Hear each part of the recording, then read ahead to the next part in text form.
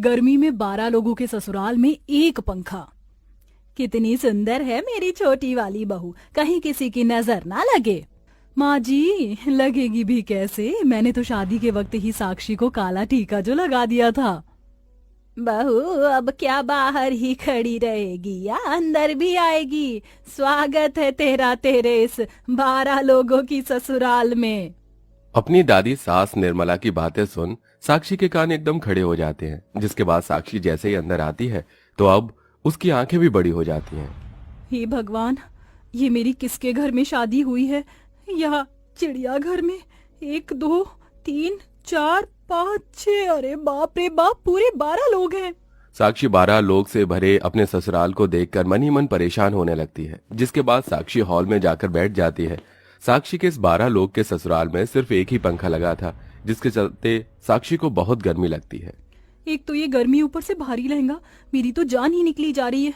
क्या करूं? इस पूरे घर में तो बस एक यही पंखा है, ना जाने इतनी गर्मी में इस एक पंखे में कैसे गुजारा होगा। थोड़ी देर में ही रात हो जाती है, जिसके बाद साक्षी की नंद आरती साक्षी को घर के कोने में रख के एक खाट के पास ले जाती है और उसे वहां बिठा देती है। तुमने मुझे इस खाट पर क्यों बिठा दिया है? भाभी, अब से आप और भैया इसी खाट पर सोना, हम सब लोग जमीन पर सो जाएंगे। एक ही कमरे में क्यों? क्या कोई दूसरा कमरा नहीं है?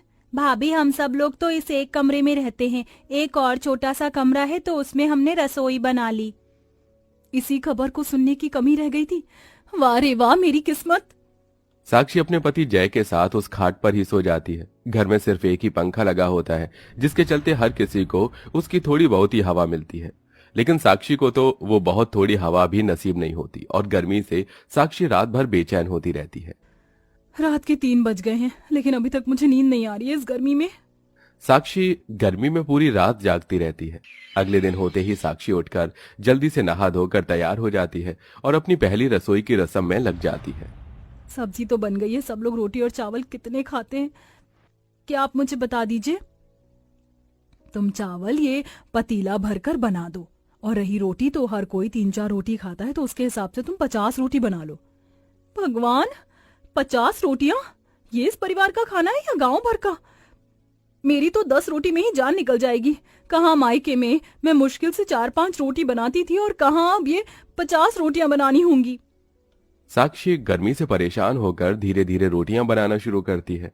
वहीं उस एक पंखे का भभका सीधा उस रसोई वाले कमरे में जाता है, जिसके चलते साक्षी थोड़ी देर में ही पसीने से लथपथ हो जाती है। मेरी हिम्मत मारी गई थी जो मैंने शादी के लिए हाँ बोला। साक्षी का ससुराल कहने को बड़ा था, लेकिन काफी गरीब था। साक्षी भी एक गरीब परिवार से ही थी, लेकिन उसके घर में एक छोटा सा कूलर और बहुत ही कम लोग थे, जिसके चलते उसे ज्यादा परिवार और गर्मी में रहने की आदत नहीं थी। लेकिन यहाँ साक्षी के उसके ससुराल में पहले दिन ही उसकी हालत खराब हो गई थी।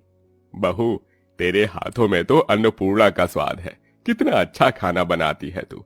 आज के बाद तो सिर्फ मैं साक्षी बहू के हाथ का बना हुआ ही खाना खाऊंगा। और मैं भी भाभी, एक काम करो, अब आप मस्त बढ़िया सी कड़क चाय बना दो, मजा आ जाएगा पीकर। इतनी गर्मी में काम किया है, सोचा थोड़ी देर पंखे की हवा खाऊंगी, लेकिन इन लोगों को तो इतनी गर्मी में भी चाय। और ऐसे ही रात हो जाती है, लेकिन आज की रात भी साक्षी को नींद नहीं आती। बस अब बहुत हुआ, अब मैं इस गर्मी को और बर्दाश्त नहीं करूंगी। मैं चली बाहर सोने के लिए, कम से कम बाहर की हवा से तो चैन की नींद आएगी मुझे। साक्षी पंखे की हवा न मिलने की वजह से गुस्से में बाहर आंगन में सोने के लिए चली जाती है, लेकिन आंगन में हवा लगने की बजाय साक्षी को मच्छर काटने लगते हैं, जिसके चलते बेचारी फिर से अंदर आ जाती है। आज तो मैंने समय से सारा काम खत्म कर दिया, अब जल्दी से इस पंखे के नीचे सो जाती हूँ। रात को ना सही, कम से कम दिन में तो नींद नसीब हो। साक्षी जैसे ही पंखे के नीचे सोती है, तभी वहां उसका दादा ससुर प्रकाश आ जाता है। अरे बहू, साक्षी बहू, मेरे लिए जल्दी से 5 रोटियां और सिल पर पिसी हुई लाल मिर्च और लहसुन की चटनी बना दे। बेचारी साक्षी गर्मी में फिर रसोई में जाती है और रोटियां बनाकर चटनी पीसने लगती है। जिस तरह से आज ये चटनी पिस रही है, एक दिन देखना ये सभी लोग मुझे भी पीस देंगे। साक्षी का एक कमरे का ससुराल होने की वजह से ना ही तो उसे ठीक से पंखे की हवा मिल पा रही थी और ना ही 2 मिनट के लिए भी प्राइवेसी। सॉरी भाभी, मुझे पता नहीं था कि आप कपड़े बदल रही हो। आरती, तुम्हें दरवाजा खटखटा कर आना चाहिए था। क्या भाभी, आप तो ऐसे कह रही हो जैसे ये बहुत बड़ा बंगला हो और इसके अंदर ढेरों 4 कमरे हों। अरे एक ही तो कमरा है, उसके अंदर भी क्या खटखटा कर आना। आरती की बात सुन साक्षी को गुस्सा तो बहुत आता है, लेकिन वो उससे कुछ नहीं कहती और ऐसे ही कुछ दिन और गुजर जाते हैं। अच्छा हुआ सभी आदमी बाहर चले गए और ये भी आज कीर्तन में गई हुई है। अब आराम से सो सकती हूँ।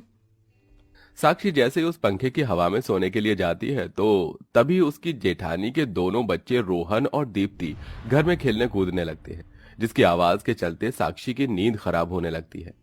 एक तो इतने दिनों बाद दिन में नींद मिल रही है और तुम दोनों हो के उसे भी मुझसे छीन रहे हो। बाहर जाकर खेलो, यहाँ क्यों खेल रहे हो? चाची बाहर बहुत गर्मी है, इसलिए हम तो नहीं खेलेंगे। अगर आपको सुने तो आप बाहर चली जाओ। मन तो कर रहा है इन पिद्दी भर के बच्चों को उठाकर बाहर फेंक दूं, लेकिन क्या करूं, मजबूर हूँ। साक्षी अपना गुस्सा कंट्रोल करती है और उन दोनों से कुछ नहीं कहती।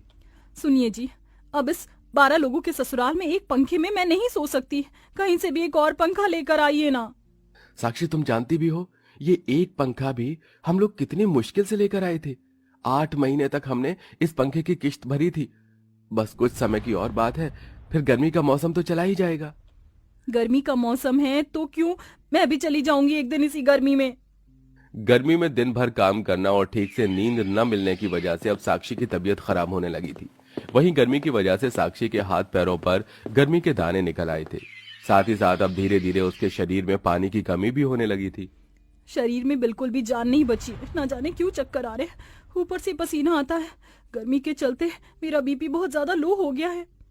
अरे साक्षी बहू, तू यहाँ बैठी है, चल अब जल्दी से उठ और सबके लिए एक एक कप चाय बना दे।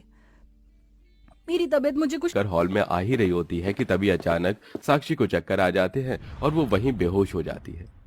अरे हे भगवान, साक्षी को क्या हो गया? साक्षी, साक्षी उठो, तुम ठीक तो हो ना? अरे आप सब लोग भाभी को संभालिए, मैं जल्दी से डॉक्टर को लेकर आता हूँ। विजय भागता हुआ डॉक्टर के पास जाता है और उसे बुलाकर लाता है। डॉक्टर साक्षी का चेकअप करता है। डॉक्टर, क्या हुआ साक्षी को? वो ऐसे अचानक बेहोश कैसे हो गई? आप लोग इतनी लापरवाही कैसे कर सकते हैं? आप देख नहीं रहे, इनके पूरे शरीर पर गर्मी के दाने निकल आए हैं। इतने छोटे से घर में आप इतने लोग रहते हैं और आपके घर में सिर्फ एक ही पंखा है। गर्मी के चलते इनके शरीर में काफी कमजोरी आ गई है। इन्हें हम ग्लूकोज चढ़ा रहे हैं। डॉक्टर की बात सुन सभी लोग साक्षी के लिए परेशान हो जाते हैं। साक्षी 1 हफ्ते तक अस्पताल में एडमिट रहती है, जहां उसे 4 से 5 बोतल ग्लूकोज की बोतल चढ़ती हैं। साक्षी की ऐसी हालत देखकर सबको बहुत दुख होता है। आप सब लोग माने ना माने, लेकिन आज जो भी साक्षी बहू की हालत है उसके जिम्मेदार हम हैं। हमने सोचा जैसे हमें एक साथ एक पंखे के अंदर गुजारा करने की आदत पड़ गई है, वैसे ही साक्षी बहू को भी पड़ जाएगी। लेकिन हम लोग गलत थे। माँ जी बिल्कुल ठीक कह रही हैं, वो बेचारी हमेशा परेशान होती रही और हम उसे नजरअंदाज करते रहे। साक्षी ने मुझसे कहा भी था, लेकिन मैंने उसकी बातों को सुना नहीं। अगर सुन लेता तो आज मेरी साक्षी की ऐसी हालत नहीं होती। भैया आप कुछ भी करिए, लेकिन भाभी के लिए पंखा लेकर आइए। आरती की बात सुन और साक्षी की हालत देख घर में सभी लोग अब थोड़े थोड़े पैसे मिलाते हैं, जिससे जय एक फर्राटेदार पंखा लेकर आता है, जिसकी हवा के सामने बैठकर साक्षी को काफी अच्छा लगता है। साक्षी बहू, हमें माफ कर देना, हमारी वजह से तेरी इतनी बुरी हालत हो गई थी। इसमें आप लोगों की कोई गलती नहीं है, ये सब तो बस गर्मी की वजह से हुआ था। लेकिन अब देखिए हमारे घर में कितना अच्छा पंखा आया है। अब हम में से किसी को भी कभी गर्मी से परेशान होने की कोई जरूरत नहीं होगी। अब साक्षी के साथ साथ सभी लोग फर्राटेदार पंखे और छत पर लगे पंखे की हवा में आराम से रहते हैं, जिससे अब ना ही तो किसी को गर्मी लगती है और ना ही किसी को कोई परेशानी होती है। साथ ही साथ साक्षी भी अपने इस 12 लोगों के ससुराल में खुशी खुशी रहती है।